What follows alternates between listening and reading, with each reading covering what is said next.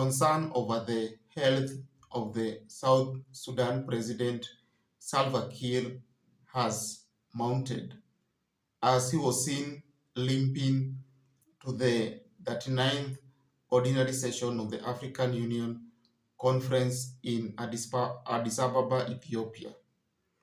Well, the president vows to cling to power and has announced that he will be seeking re-election during the December 2026 general elections.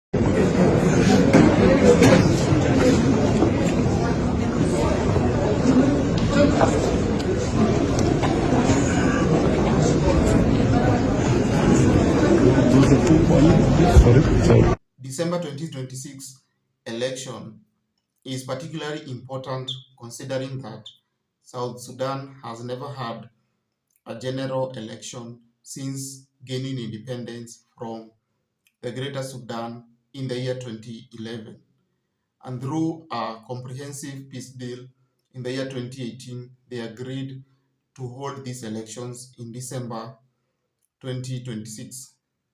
Nevertheless, the elections have been derailed considering that the opposition has been weakened. We already have the main opposition person, Vice President Riek Machar, facing numerous charges of treason, murder, and corruption. And so he cannot participate in the forthcoming election. We have seen various defections from the ruling party, especially SPLM in government, and worst of it are pockets of violence. Considering the civil war in South Sudan has something to do with elections. So the violence in areas of Upper Nile and Equatorial region are as a result of these elections. And there have been claims that most of them are opposition figures who do not want the incumbent President Salva Kiir to remain in power.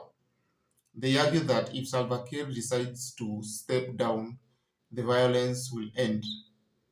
Even if he agrees to hand over the reins of power to a technocrat committee, again, the pockets of violence being experienced will automatically come to an end. Considering that Salva Kiir's health is failing and his leadership is untenable and the civil war is unrelenting, it is about time that he retires and allows a new crop of leadership in Sudan that will ensure that the vision that the late founding father John Garang is realized. That is all. Kindly like and subscribe this channel.